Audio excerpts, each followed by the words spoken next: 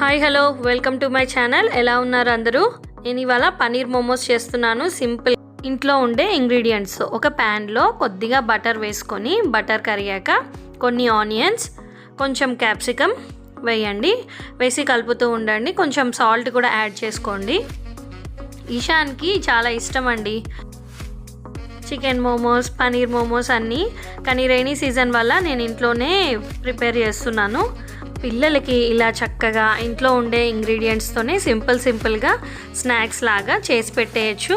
Healthy కూడా and బాగా ఇష్టపడతారు.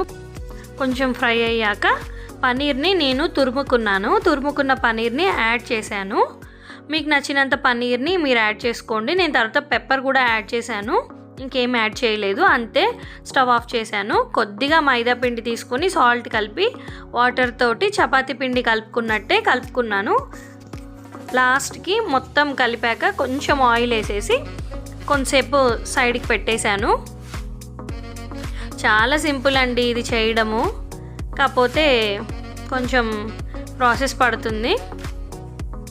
పిండి కొంచెం తడిపేశాక నేను కొంచెం ఆయిల్ వేసేసి సైడ్కి పెట్టేసుకున్నాను.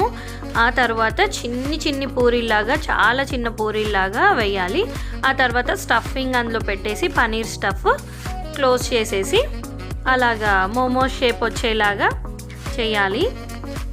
అలా మీకు కావాల్సినన్ని చేయండి. నేనైతే 8 చేశాను. ఓన్లీ ఈశాన్కి మాత్రమే చేస్తున్నాను. ఇలా పర్ఫెక్ట్గా చేస్తేనే అది స్టఫింగ్ బయటికి రాకుండా ఉంటుంది. కొంచెం టైం ఇడ్లీని స్టీమ్ చేసుకుంటాం కదండి, అలాగే సేమ్ ప్రాసెస్. నేనైతే బటన్ ఇడ్లీ ప్లేట్ ఉంటుంది నా దగ్గర, ఈశాన్ కోసం చేస్తాను అప్పుడప్పుడు. ఆ బటన్ ఇడ్లీ ప్లేట్స్ మీదనే కొంచెం గీ రాసేసి పెట్టేశాను. స్టీమ్ చేస్తాను 10 to 15 minutes, అంతే. పర్ఫెక్ట్గా కుక్ అవుతాయి. తర్వాత అస్సలు అంటుకోకుండా మంచిగా వస్తాయి మోమోస్. దాన్ని మైనీస్ అండ్ నేనైతే షేజ్వాన్ చట్నీతోటి సర్వ్ చేశాను.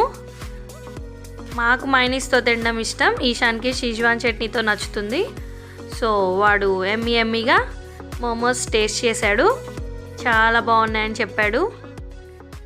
చూడండి ఎంత పర్ఫెక్ట్గా కుక్ అయ్యాయో. మీరు కూడా ఇంట్లో ట్రై చేయండి.